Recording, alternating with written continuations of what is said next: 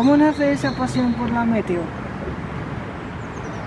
Bueno, pues la verdad es que en mi caso no fui ya un niño que desde pequeño se fijara mucho en las tormentas, que ahí suelen hacer muchas aficiones a la meteorología.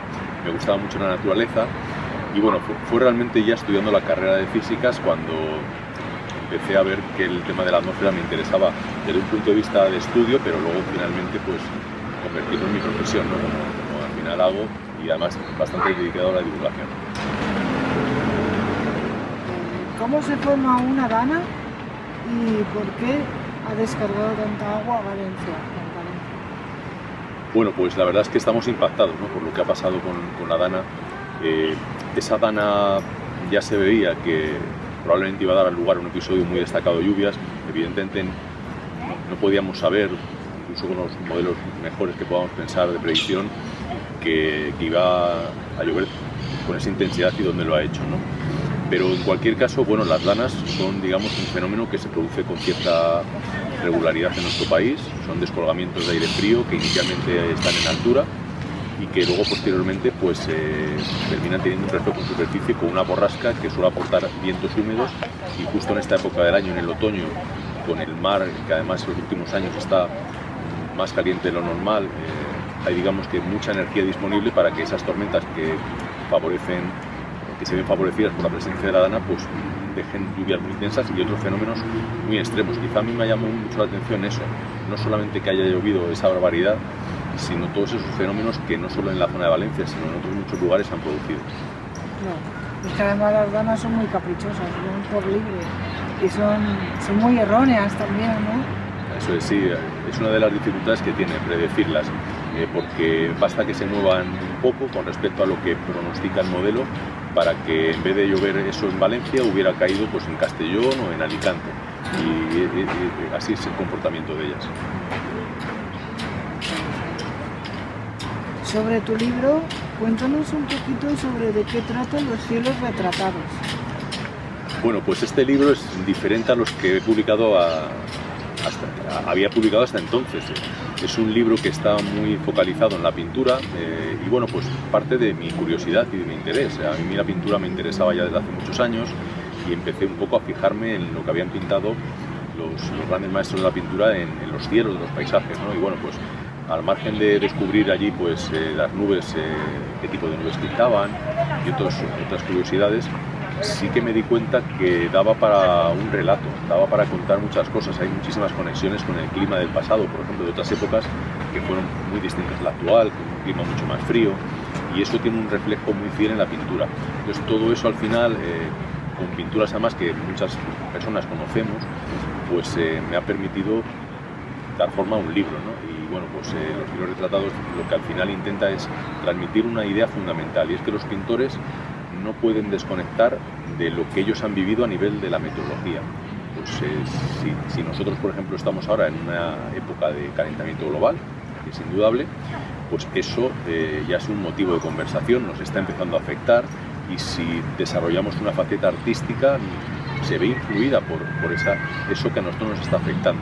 Pues eso ha pasado históricamente en todo el mundo de la pintura. Muy interesante. Yo además en Palencia hay un cuadro que siempre miro. ¿Sí? Y siempre me fijo en las nubes que tiene, siempre.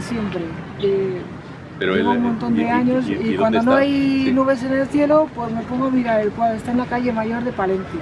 Ah, pero es un cuadro que está en el exterior. Sí, está ahí en la pared y lo tienen ahí y siempre lo miro. Cuando no hay nubes en el cielo, pues me dedico a mirarle las nubes que hay en el cuadro, que es súper interesante. Muy bueno. ¿Cómo surge esa curiosidad de mirar cuadros con ojos de meteorólogo?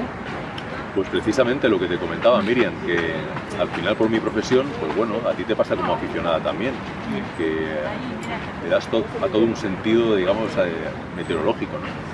Y en el caso de la pintura, pues es clarísimo, es decir, al final tú en un cuadro estás viendo en un paisaje, estás viendo un cielo que sabes que ese pintor de alguna manera lo vio en su momento, y que muchas veces además esa pintura te está dando pistas sobre qué características tenía el clima de esa época, ¿no? Y eso a mí me parece fascinante, que solemos recurrir ahora en el tema de la climatología histórica a documentos, ¿no? Pues claro, en el siglo XVI, XVII no teníamos todavía pues datos de estaciones meteorológicas. Sin embargo, está ahí la pintura, ¿no? Como una fuente documental, ¿no? Y eso a mí me estuvo interesantísimo de investigar un poco. Es súper interesante. Y la meteorología en general es fascinante. ¿Cómo podemos localizar en los colores las diferentes variaciones de las nubes? Bueno, date cuenta que hay una nube que domina sobre todo en la pintura, que son los cúmulos. Yo en el libro una de las cosas que cuento es que eso se entiende fácilmente porque cuando vemos cúmulos en los cielos, pues normalmente en la primavera y en el verano, es la época en la que hay más insolación, la época en la que de manera natural crecen esas nubes. Puedes ver cúmulos en invierno y en otoño también, bueno, en otoño al principio sí, pero bueno, en invierno es más difícil que pueda verlos. Entonces, claro, son justo esas épocas del año, cuando además hay luz, cuando los pintores normalmente salían al exterior a tomar notas, bocetos, y luego, por ejemplo, los impresionistas incluso a pintar al natural. Y por eso, cuando vas por un museo dándote un paseo y de manera, como dicen mis hijos, random, vas mirando cuadros que aparecen cielos, pues lo normal es que veas más cúmulos que otro tipo de nubes. Pero ya cuando, digamos, que prestas atención a los cielos retratados, te das cuenta que prácticamente cualquier tipo de nube que se te ocurra, cualquier género nuboso está representado en mayor o menor medida en las pinturas. Sí. Interesante. ¿Qué es lo que más te emocionó cuando estabas escribiendo este libro? Pues mira, ha sido una experiencia emocionante. Siempre escribir un libro para mí está lleno de emociones, pero en este caso sí que fui teniendo la sensación, a medida que avanzaba la redacción, como que estaba llegando al punto que quería, ¿no? El arte al final te emociona, Sí. y la pintura en particular, pero bueno, hay personas que a lo mejor no les gusta tanto la pintura y les gusta otro tipo de manifestación artística, la arquitectura, la música, pero bueno, en el caso de la pintura a mí me llega mucho. Entonces imagínatelo, Miriam, estar escribiendo, viendo en tu cabeza esos cuadros, lo que tú experimentaste cuando los viste por primera vez en un museo, porque muchos de los que comento ya los he visto en los museos, principalmente en el Prado y en el Thyssen aquí en Madrid, pero bueno, en algún otro museo por algún otro país que he estado también he ido a ver pintura. Claro, pues es como recrear esas impresiones que te causó la pintura, expresarlo con palabras y además aportar algo que creo que no se había aportado hasta ahora como lo he hecho yo, ¿no? Que es esa visión de la pintura muy focalizada a lo meteorológico, ¿no? También comento, y ahora estos días con las entrevistas a los periodistas que se han interesado, que verdaderamente los cielos retratados son los cielos olvidados en la historia del arte. Hay muy pocos historiadores que realmente hayan profundizado en la razón por la que un pintor determinado ha pintado unas determinadas nubes o un tipo de cielo, ¿no? Más allá de las descripciones técnicas, ¿no? de la técnica que empleó para obtener un tipo de cielo o un color especial, ¿no? Que se ven en muchos cuadros. Pero yo he ido un poco más allá, no solamente, de hecho, yo no puedo hablar de técnica pictórica, aunque sea algunas cosas. Yo he ido realmente a la razón de ser. ¿Por qué? ¿Por qué Velázquez pinta esos cielos tan llamativos? ¿Por qué Goya pinta una gran nube en los cartones de los tapices? Ese tipo de preguntas. Interesante. ¿Tienes pensado escribir otro libro? Bueno, ya empiezo a tener unos cuantos y, a ver, siempre tengo ideas en la cabeza e incluso me proponen en ocasiones escribir libros. Bueno, así a corto plazo tengo previsto hacer en los próximos meses no es un libro nuevo, es una edición nueva de mi diccionario de meteorología. Sabes que lo publicaron con Alianza Editorial y es un libro con un formato grande, y Alianza tiene una colección que tiene mucha tradición, que es la de bolsillo, y quieren sacar una edición nueva del diccionario en bolsillo. Entonces yo voy a aprovechar para, bueno, no solamente, digamos, que coger todo lo que salió publicado en el formato grande y pasarlo a bolsillo, sino incorporar, por ejemplo, términos nuevos.